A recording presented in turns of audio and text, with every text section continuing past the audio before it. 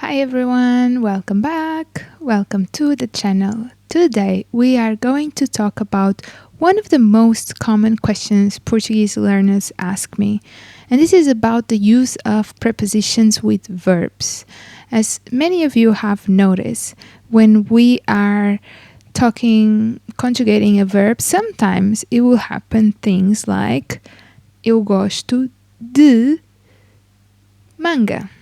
And a lot of people ask why do with gustar? And when to use some of these prepositions with verbs. Specifically, I want to address in today's video the use of para and the use of com with verbs. Do we say escrever para ou escrever com? Let's see how we can distinguish and in a practical way how we can understand how to use them. So let's get started. First, and the beginning is when to use para. We use para when the verbs involve giving something to someone, sending something to someone, speaking or writing towards someone, or expressing a purpose or a goal. In other words, para, as when we use it as a preposition for a location, it's all about direction, purpose. So some examples. Ela escreveu uma carta para o avô. She wrote a letter to her grandfather. Este copo serve para beber água. Estudo português para viver em Portugal. I study Portuguese to live in Portugal. So if you are giving, sending, or doing something for the benefit of someone or something, we use para. Para is all about purpose and direction. When to use com. Now let's take a look on how to use com. We use com when talking about doing something with someone or describing how you do something. Think of com as meaning together. Com can be directly translated as with. For example, falei com a minha irmã. I spoke with my sister. Ela escreveu com uma caneta azul. She wrote with a blue pen. As crianças estão a brincar com legos. The children are playing with Legos. Ela anda sempre com uma mochila às costas. She's always carrying a backpack in her back. So if you are doing something in company or with the help of something, we use com. Now I talk about falar com versus falar para. This is one of the most useful comparisons in Brazilian. So for Portuguese, from Portugal, we mostly use falar com. An example in Brazilian would be ela falou para a turma durante a apresentação. She spoke to the classroom during the presentation. In Portuguese from Portugal, we would not do this, and rather we would say as well falar com. Ela falou com a turma durante a apresentação. So good news, because a lot of people sometimes complain that Portuguese from Portugal is very complex. In this part, we actually simplify, and you can use falar com. A quick tip I want to give you now is whenever you learn a new verb, learn it with its preposition. Don't just memorize the verb alone, but memorize the full structure. In this way, your brain will retain the pattern, and at some point, you might find yourself being like, falar com alguém. I don't know why, but it sounds this is the way. And this is exactly the goal. We want to reach this level of Portuguese in which we are not thinking so much with our logic mind in terms of what is the pattern, but we can also start being in this like, it sounds like. Now, I want to give you some more examples of combinations, some common verbs that use para. For example, enviar para, send to. Vou enviar este e-mail para a professora. I am sending this email to the teacher. Escrever para. Escrevi uma carta para o meu avô. I wrote a letter to my grandpa. Ir para, trabalhar para, lutar para.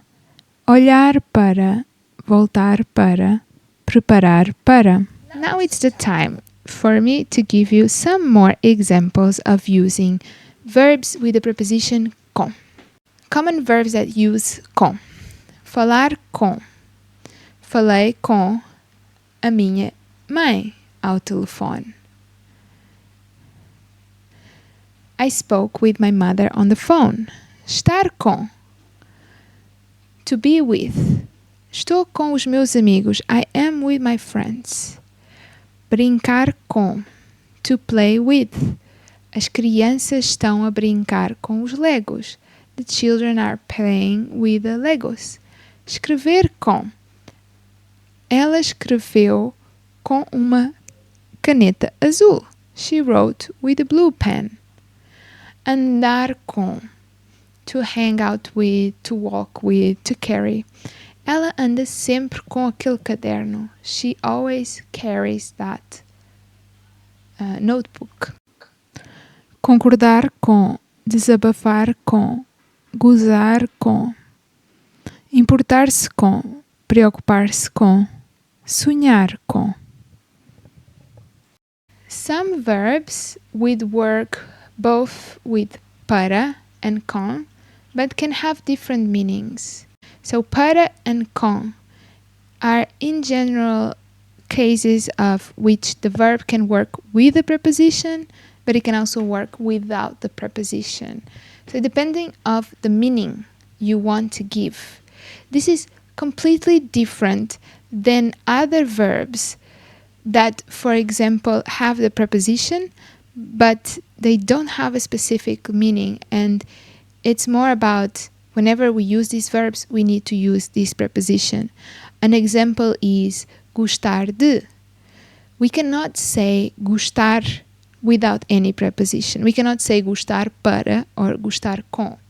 Gostar is always gostar de. These verbs, I would say, they do not follow any logic, meaning the preposition needs to be there for the verb to exist, but the preposition not necessarily gives it any extra meaning to the verb. This is completely different than the examples I just gave you using para and com. Para and com, with the verbs, it is giving it a specific meaning, and it adds extra meaning to the existing verb. If you are interested to have a video about verbs with prepositions that need to be there but don't necessarily add any meaning, let me know in the comment box below and write down verbs and a thumbs up. So in that way I know that you would like to know and have a video specific on this topic. To recap, we have prepositions that are added to verbs to give it extra meaning. A lot of these cases we can find with the prepositions para and com. And sometimes one verb goes only with one preposition. But we can also find examples in which both prepositions can go with that verb and it will give it different meanings. We can find a third case in which the verb does not need any preposition. I chose para and com because these are quite independent prepositions. They can be with the verbs, but a lot of times the verbs can be also without it. But when the verbs are with these prepositions, they are meant to have a specific purpose, a specific extra meaning to it. I give you an example of a verb that uses both prepositions, and then it will come up with a completely different meaning. I'm talking about the verb escrever, to write. First case, escrever can appear without any preposition. Let's say, eu escrevo uma nota. I write a note. Then we have escrever com alguém. You are writing together with someone. This is a collaboration. Estou a escrever este artigo com uma colega da faculdade. I am writing this article with a colleague from university. The third case, escrever para alguém. You are writing to someone. Escrevi uma carta para a minha avó. I wrote a letter to my grandmother. So here you can see escrever having three different scenarios. Escrever simply as writing a note, writing with someone using the preposition com, and writing to someone using the preposition para. A tip to learn faster. When learning new verbs, like I mentioned before, learn them with the prepositions. Learn them with a structure. Add an example. Let's see these cases. Falar com alguém. Speak to someone. Or speak with someone. Dar algo para alguém. Give something to someone. Escrever com uma caneta. Write with a pen. You can even make flashcards in which you write verb, preposition, and example. Verb falar, preposition com, example. Falar com os meus pais todos os dias. Speaking with my parents every day. So, to really solidify all that I've just said, para and com, they are prepositions that add meaning to verbs. They give extra meaning to the whole sentence and have a specific purpose. Para is much more about the purpose and the destination, and com is more about the manner and the company of which something is done with. Some other prepositions sometimes are found in verbs that don't necessarily add any meaning, but they need to be with the verbs. Like an example, gostar de. Gostar always needs to be with de. Or I hope this will actually clarify any question you might have related with these prepositions. But my question to you is, do you ever feel confused between para and com? Let me know in the comment box below, or tell me which verb you want me to explain. If you find this helpful, don't forget, give the video a like, share it with someone who is also learning Portuguese. Your support means so much and I really appreciate.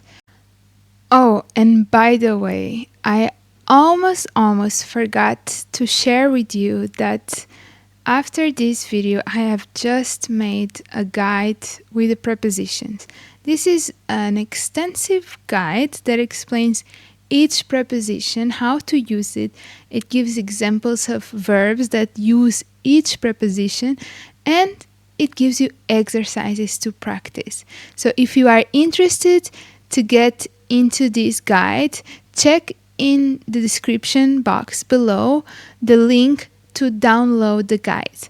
Thank you so much for watching the video until the end, and of course don't forget to subscribe to the channel if you haven't done it yet, so you don't miss any weekly videos. And if you like to have more content, if you are curious about culture, also subscribe to my newsletter, which you can find on my website learnportuguesewithsofia.com. Thank you so much for being there. I hope this helps, and I see you next time. Até já!